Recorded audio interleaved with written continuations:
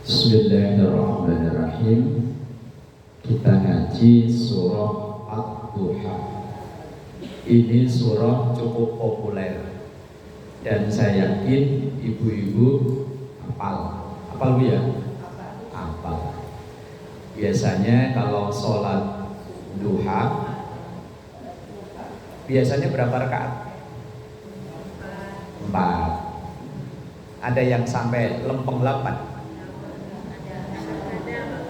Kadang-kadang kalau lagi butuh ya lagi butuh lempeng 8, kalau setengah butuh 4, kalau enggak butuh apa iya enggak butuh kalau guru-guru kita mengajarkan kalau sholat duha rakaat pertama wasyamsi waduhaha wal qamari idza kemudian rakaat 2 wadduha wal laili idza saja. Kalau nyambung rakaat ketiga al-kafirun, kemudian al-ikhlas. Terus sampai selesai al-kafirun, al-ikhlas sampai 8. Kalau 8 sunnah ya. Dalam membaca surah Ad-Duha itu dulu saya waktu kecil pernah janggal dengar di kaset. Qori internasional Muammar itu bacanya bukan Wadduha tapi Wadduhe. Ini bacanya kok Wadduhe, gimana sih? Dalam Quran itu dulu waktu saya kecil ngaji ada yang itu imalah hanya di surat Yusuf di juz 12 itu. Bismillahirrahmanirrahim wa mursaha. Setahu saya itu. Ternyata emang pengetahuan saya yang belum nyampe. Ternyata ada cara membaca yang lain yang tidak umum di Indonesia. Tapi itu juga bacaan benar. Dulu tahun 2013 adik saya si Wahid itu dulu kan nyantri ngapalin Quran di Condet, Jakarta Timur. Lah kiainya itu termasuk yang ahli qiraah. Kalau ngimami di luar ya umumnya kayak bacaan kita-kita. Tapi kalau ngimami di pondoknya ya pakai cara-cara bacaan lain yang menurut saya aneh. Kadang maliki dibaca pendek, maliki yaumiddin, alaihim kadang dibaca alaihum, wadduha dibaca wadduhai, qul a'udzu birabbin nas dibaca qul a'udzu birabbin nas. Lah bagi kita yang enggak umum bacaan kok aneh-aneh. Tapi nanti mungkin kita punya anak, punya cucu yang sampai bisa kuliah ke luar negeri, mendengar bacaan yang begitu-begitu yo biasa. Karena di Indonesia ini yang berjalan hanya satu metode bacaan, yang umum yang sering kita baca itu tadi. Baik, surah Ad-Duha ini dalam urutan mushaf termasuk urutan yang ke-93. Surah Ad-Duha ini termasuk awal kumpulan surah Mufassal. Mufassal itu artinya surat-surat pendek yang dianjurkan. Ini ada keterangan dalam tafsir Munir tulisan Imam Wahbah Az-Zuhaili. Kalau tadarus kita misalnya baca wadduha terus alam nasyrah terus ke bawah sampai qul a'udzu birabbin nas, di sela-sela itu diselingi zikir. Misalnya fa amma bi ni'mati rabbika fahaddis, mau nyambung alam nasyrah diselingi zikir la ilaha illallah wallahu akbar bismillahirrahmanirrahim. Alam nasyrah selesai wa ila rabbika farghab.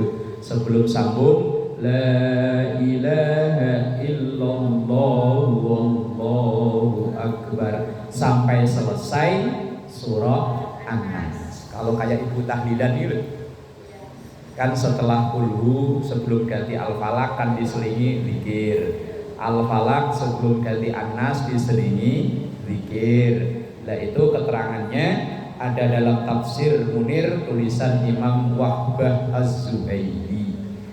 Itu disebut dengan surat Mufassal yang pemisahnya selain bismillah diiringi dengan kalimat zikir la ilaha illallah wallahu akbar sampai dengan selesai.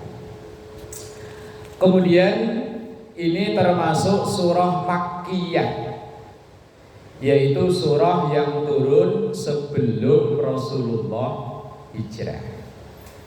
Terdiri dari 11 ayat, 40 kalimat dan 142 huruf. Para ulama itu sampai detil gitu, huruf sampai dihitung. Karena memang pahala orang membaca Al-Quran itu bukan per surat, bukan per ayat, tapi per huruf. 142. Jadi kalau ibu tadi baca 2 kali berarti 284. Ikhlas lah yuk. Oh ikhlas, besek udah di depan mata. Ibu nggak ada besek tetap ikhlas lah yuk. Sekarang asbabun nuzulnya. Asbabun nuzul itu sebab-sebab turunnya surat tersebut. Karena dalam Al-Quran itu rata-rata surat yang ada atau ayat yang ada itu ada penyebabnya. Penyebabnya ini riwayat dari hadis Jundub bin Abdullah bin Sufyan, bahwa pernah beberapa saat 2 atau 3 hari, atau itu berarti perawinya belum yakin ini 2 hari atau 3 hari, malaikat Jibril tidak berkunjung kepada Rasulullah Sallallahu Alaihi Wasallam, sehingga ada riwayat lain dalam waktu 2 atau 3 hari itu Rasulullah nggak keluar rumah, di dalam rumah aja. Sehingga orang-orang itu ini kenapa ya Rasulullah kok nggak keluar rumah? Wong tiap hari selalu keluar rumah. Lah biasanya kayak kita kan begitu ya. Ada tetangga, ada teman ngaji biasanya hadir terus. Kok hari itu nggak hadir? Itu biasanya kan jadi pertanyaan. Loh, ini ibu ini kemana ya? Kok nggak hadir? Kadang kalau belum tahu pikiran kita kan timbulnya yang aneh-aneh ya. Apa lagi sakit apa ya? Atau mungkin tahun baru mungkin jajak jalan-jalan sama anaknya. Lah sama para sahabat dulu berpikirannya ya begitu. Ini Rasulullah kok sampai 2 atau 3 hari nggak keluar rumah, apa sakit, apa ya? Kalau yang simpati dengan Rasulullah didoakan yang baik-baik. Oh moga-moga Rasulullah nggak apa-apa, sehat-sehat aja. Hanya mungkin ada keperluan di rumah sehingga nggak keluar rumah. Tapi kalau yang nggak seneng, sama kayak kita. Kalau kita biasanya keluar rumah kok nggak keluar rumah. Kalau yang nggak seneng, mungkin penyakitan kali. Orang nggak seneng kok ya, mungkin penyakitan kali.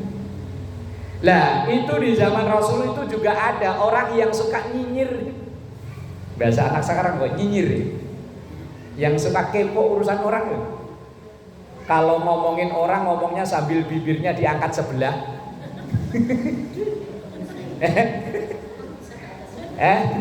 Bisa yang diangkat sebelah ini loh. Nah iya lah, makanya laki-laki itu ada kumis, keberatan kumis maka nggak bisa. Maka saya nyontohin nggak bisa. Coba kalau perempuan bisa. Bibirnya diangkat tapi sebelah. Nah, di zaman Rasul itu ada seorang perempuan namanya bagus loh. Orangnya juga cantik. Namanya Ummu Jamil. Namanya bagus ya. Biasanya malah pakai nama ummu, biasanya dipakai nama ustazah gitu ya. Ya Ummu Salamah, Ummu siapa. Lah ini ada perempuan namanya Ummu Jamil. Jamil itu artinya cakep. Ummu itu ibu, berarti ibu yang cakep. Ummu Kulsum, penyanyi legendaris ya. Lah orang yang perempuan yang namanya Ummu Jamil itu suami istri yang perempuan cantik, yang lantang, yang laki ganteng. Nama suaminya Abdul Uzza, tapi lebih dikenal dengan Abu Lahab. Abu Lahab itu karena keturunan Bani Muthalib, seketurunan dengan Rasulullah, maka orangnya ya ganteng, tapi kelakuannya, istrinya cantik tapi kelakuannya. Lah Ummu Jamil itu istrinya Abu Lahab, dan namanya juga diabadikan dalam Al-Quran yang mungkin juga ibu sering baca kalau sholat. Hafal ya? Nah, tabbat yada abi lahabi wa tab ma aghna anhu maluhu wa ma kasab sayasla naran dzata lahab. Nah ini ya, wa imra'atuhu hammalatal hatab, wa imra'atuhu, dan istrinya Abu Lahab. Istrinya namanya Ummu Jamil. Lah istri Abu Lahab itu digambarkan dalam surah Al-Lahab itu tadi kan hammalatal hatab, kemana-mana bawa kayu kering. Bukan berarti dagang kayu, bukan. Orang kalau suka manas-manasin orang supaya berantem disebutnya apa? Tukang kompor kan ya? Iya kompor. Lah sekarang kompor, lah dulu kan belum ada kompor. Nyebutnya kayu kering. Lah Ummu Jamil itu kemana-mana hammalatal hatab. Hammalah itu artinya wanita yang membawa al-hatab, kayu kering. Lah kalau sekarang tukang kompor. Asal ada dengar orang masuk Islam disamperin. Lu katanya ikut Muhammad ya? Tapi sambil ngomongnya bibirnya ngangkat sebelah tadi. Lu katanya ikut Muhammad. Lah orang miskin diikuti, jangan. Itu kerjaannya Ummu Jamil. Lah sekarang kadang ada orang yang kelakuannya mirip. Orang mau ngaji diomongin. Mau kemana? Ngaji. Ngaji mulu nggak pinter-pinter. Selasa ngaji ya lah, ngaji mulu yang kemarin aja belum diamalin. Mendung-mendung mendingan tidur. Itu kerjaannya Ummu Jamil. Asal ada orang mau baik dikompor-komporin. Tapi di sini mah nggak ada ya, nggak ada. Di sini mah sholihah semua. Di sini nggak tahu ntar kalau keluar dari musola sini. Insya Allah. Jangan sampai orangnya kita maki-maki, kelakuannya kita tiru. Orangnya kan kita maki, setiap kita baca ayat itu berarti maki-maki Abu Lahab dan istrinya. Tabat. Tabat itu kalau dulu orang Jawa maknanya ciloko mencit. Kalau kata orang Betawi katanya sial dangkalan. Kalau orang sini apa? Orang kalau nyumpahin orang lo pakai bahasa apa? Iya, nyumpahin. Tabat itu artinya nyumpahin, disumpahin. Lah ya kalau orang Jawa dulu, misalnya orang tua kesel sama anaknya, mulutnya keceplosan, wes ciloko mencet urip mulai. Ciloko mencet itu, ya itu tadi itu. Kalau kata orang Betawi, karena saya tetangga itu orang Betawi, saya tanya, asal saya ada bahasa yang unik sering saya tanyain. Namanya Pak Haji Sak, beliau asli orang Betawi, keturunannya orang Betawi.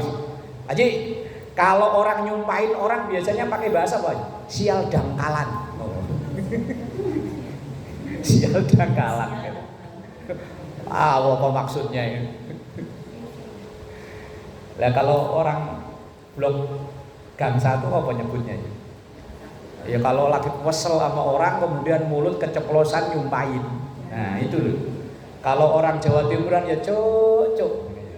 Ya cuk, Jawa Timuran. Oh, biasanya masing-masing daerah kan punya khas. Nah itu tiap kita baca tabbat yada abi lahabi wa tab, itu kita nyumpahin Abu Lahab sama istrinya. Lah jangan sampai orangnya kita sumpahin tapi kelakuannya ditiru.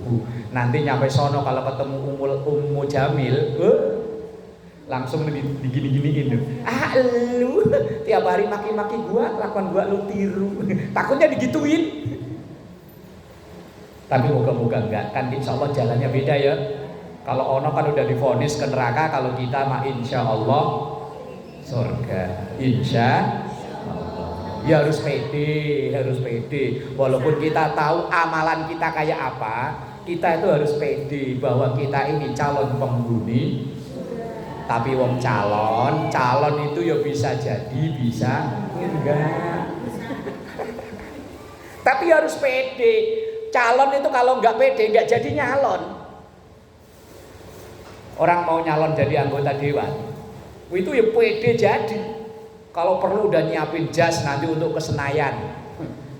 Pede, kalau nggak pede nggak jadi. Dan sama kayak kita harus pede. Wong tiap hari udah minta kayak inna nas'aluka ridhoka wal jannah wa na'udzubika min sakhatika.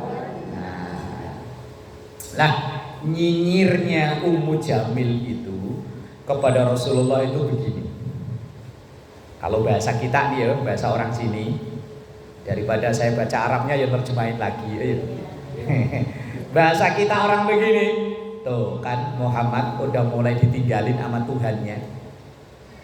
Udah mulai ditinggalin sama setannya. Jibril itu, malaikat Jibril, kata Ummu Jamil dibilang setan. Loh kan Muhammad udah nggak ngider kemana-mana, nggak keluar rumah kan nggak ngider ya, udah nggak ngider kemana-mana, udah sama Tuhannya ditinggalin, sama setannya ditinggalin. Itu nyinyirannya Ummu Jamil. Kemudian ketika Ummu Jamil nyinyir kayak begitu itu, Allah ya tersinggung kalau bahasa kita mah, langsung memerintahkan malaikat Jibril untuk turun untuk membaca wadduha wal laili idza saja ma wadda'aka rabbuka wa ma qala. Awalnya sampai di situ doang. Wadduha, demi waktu duha. Wal laili, demi waktu malam. Idza saja, ketika sunyi gelap gulita. Dulu identiknya malam itu ya sepi, sunyi. Dulu, sekarang di sini nggak ada bedanya. Jakarta ya, kalau di saya di perumahan saya masih kelihatan bedanya.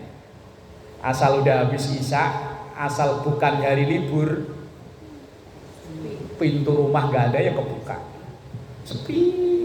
Lah kalau di sini kan nggak ngaruh ya.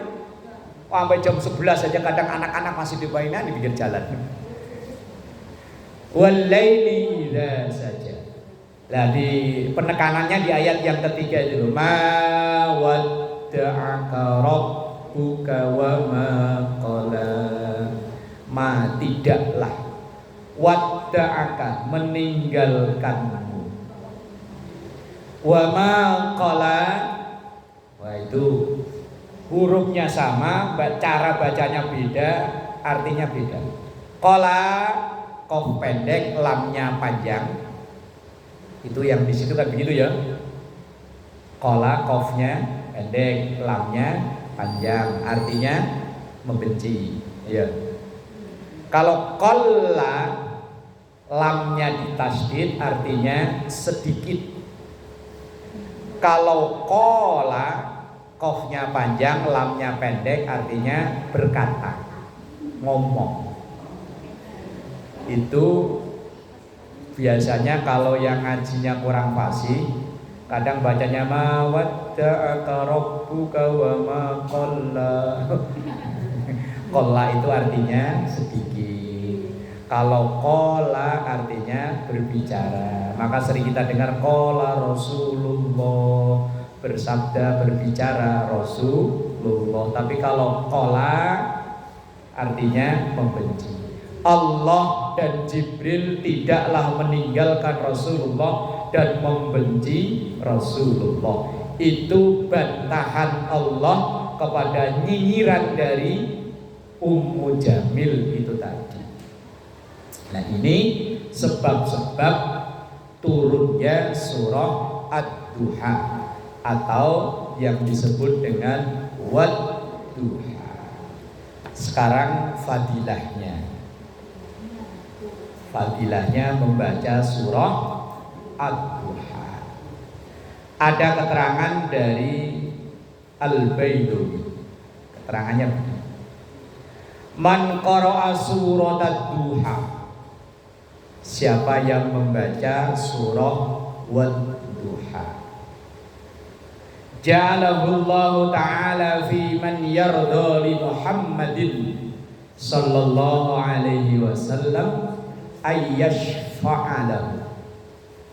Allah akan menjadikan fi man yarda li Muhammadin sallallahu alaihi wasallam, orang tersebut ridho, cinta dengan Rasulullah, dan ia akan memperoleh syafaat dari Rasulullah sallallahu alaihi wasallam. Berarti surah Ad-Duha ini surah yang barokahnya insya Allah akan memberikan syafaatnya kepada kita yang membaca. Wa asyru hasanatin yaktubuha Allah ta'ala bi adadi kulli yatimin wa sa'ilin, dan 10 lipat kebaikan yang dicatatkan oleh Allah sejumlah dengan anak yatim dan orang yang meminta-minta. Itu di penghujung ayat itu kan ada wa ammasaila fala tanhar, atau sebelumnya wa ammal yatima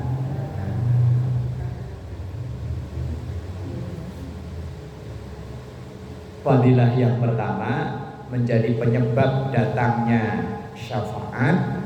Yang kedua, kebaikan kita dilipat gandakan oleh Allah sejumlah anak yatim. Anak yatim ada berapa di muka bumi? Miliaran kali ya. Apalagi yang di Palestina tiap hari nambah. Di Indonesia juga tiap hari nambah ya. Tiap hari kan hampir tiap hari ada yang meninggal. Kalau yang meninggalin anak yang masih di bawah standar kan ya disebut dengan yatim. Lah sejumlah itulah kebaikan yang diberikan oleh Allah, dilipat gandakan 10 lagi bagi orang yang membaca Wad-Duha wal-laili idza saja ma wadda'aka rabbuka wa ma qala, dan seterusnya sampai fa amma bi ni'mati rabbika fahaddits. Minimal yang dibaca sehari sekali kalau sholat duha. Nah, kalau enggak ya sholat subuh lah ya. Nah, ya kalau maghrib biasanya kan kul ya, kalau maghrib ya. Iya. Sama saya ya iya. Kalau maghrib pokoknya rakaat kedua itu selalu kul. Sampai anak-anak kecil itu nyiriin kalau saya ngimami maghrib, asal rakaat kedua saya baru waladhdallin. Itu anak-anak udah langsung kul huwallahu ahad. Udah hafal ya. Kalau rakaat kedua pasti kul. Anak-anak udah cerdas. Nah, itu fadilahnya. Sekarang bahasan ayatnya. Ayat yang pertama diawali dengan Wad-Duha. Wa yang di depan itu artinya demi. Kalau demi itu berarti sumpah. Ayat yang sebelumnya ada Wattini Wazzaituni Waturisini. Ayat yang sebelumnya ada lagi wal asri Nanti sesudahnya ada wal-laili, ada wasyamsi, ada wan-nahari, ada wal-fajri. Itu artinya sumpah, demi. Allah bersumpah dengan menggunakan waktu. Dulu waktu bahas wal asri, udah ada setahun yang lalu apa belum? Lebih ya? Masih ingat apa wes lali? Waktu ngaji wal asri lali ya. Iya, jangankan setahun, mau baru tadi aja bisa aja lali ya. Iya wis rapopo. Yang penting ikhtiar ngajinya. Lah makanya sebisa-bisanya saya kalau ngajar saya suruh megang buku. Nah, itu biar walaupun di rumah belas gak pernah dipegang-pegang. Paling enggak suatu saat nanti saya enggak ada, ibu masih ada. Ketika buka-buka lemari kok ketemu buku. Oh, dulu ini ngaji di Majmu'ul Muslimin. Paling enggak kan gitu ya. Nah, iya kalau enggak ada kenangan sama sekali kan wes.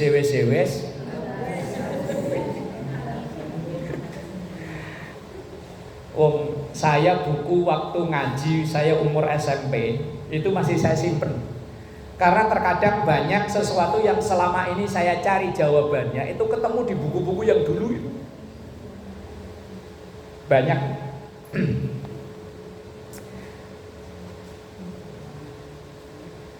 Wadduha, demi waktu duha. Waktu duha itu mulai dari matahari meninggi sampai tergelincirnya matahari, alias sampai masuknya waktu zuhur. Jadi kalau ada orang sholat duha jam 11:30 masih boleh. Cuman umumnya kita kalau sholat duha itu ya jam 8 ya umumnya. Seandainya dilaksanakan 11:30 masih boleh. Yang terpenting belum masuk waktu zuhur. Dan mulainya ketika qadra rumhin. Kalau nanti kita ngaji kitab fikih yang kita ngaji dalam matan Ghoyah Takrib itu, nanti kalau pas masuk bahasa duha, mulai waktu duha itu qadra rumhin sekitar matahari sudah naik. Kalau ibarat kita nggak ke alang rumah, kalau di sini kan ke alang rumah ya. Kalau saya enggak, kalau keluar depan rumah itu matahari terbit masih kelihatan. Nah itu kelihatan kayak matahari itu setinggi kita. Nah itu namanya qadrul rumhin. Nah itu mulai masuk waktu duha. Kalau pas baru keluar udah sempurna bulat, itu ada sholat namanya sholat isyraq atau syuruk, yaitu sholat untuk pas matahari udah terbit. Jangan sampai matahari udah terbit baru Allahumma hdini fiman hadait wa afini fiman afait. Malam Rebo seminggu yang lalu. Ayo, malam Rebo loh seminggu yang lalu. Kira-kira di Indonesia ini yang sholat subuhnya tepat waktu sama yang telat, kira-kira banyakan mana? Lah iya yang malam Rebo. Seminggu yang lalu pas, seminggu yang lalu ya. Itu khawatirnya malam kan pada sibuk ya. Jam 1 baru kelar makan. Beres, biasanya kan ibu beres-beres dulu kan ya. Kelar jam 2. Itu biasanya ya kan masuk rumah kan nggak langsung tidur. Kelap-kelip, tidur 3:30. Alamat Allah Mahdininya jam berapa itu? Malam Rebo. Ya, waktu duha itu mulai dari matahari udah meninggi, sama dengan pelaksanaan sholat Idul Fitri. Idul Adha. Kalau Idul Fitri itu disunahkan agak telat. Kalau Idul Adha sunahnya agak duluan, agak cepetan. Takut ibu-ibu yang udah nyiapin tusukan sama areng Kambing masih hidup udah belinya tusukan sama Arab. Lah makanya sholat idnya suruh cepetan, nanti pulang langsung motong. Lah kalau Idul Fitri sunatnya agak ditunda. Khawatirnya ada yang belum bayar zakat, atau ada panitia zakat yang belum menyerahkan ke yang berhak menerima. Karena mungkin malamnya diserahin, orangnya udah ketiduran, akhirnya bawa balik pulang, lah besok lah. Khawatirnya.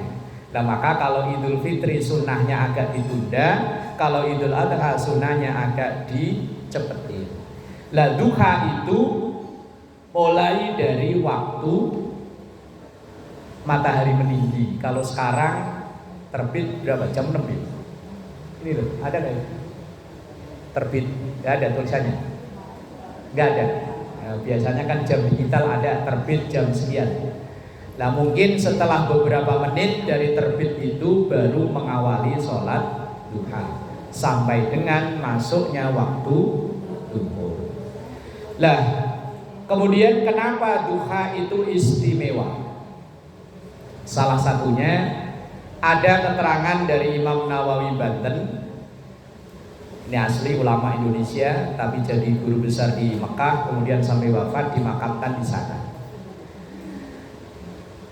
Dalam tafsir Munirnya atau Marah Labid, beliau mengatakan begini, waktu duha itu menjadi istimewa pagi karena pada waktu itulah saat Nabiullah Musa alaihi salam bisa ngobrol berdialog langsung dengan Allah di gunung Tur Sina itu loh, yang watini waturi sini.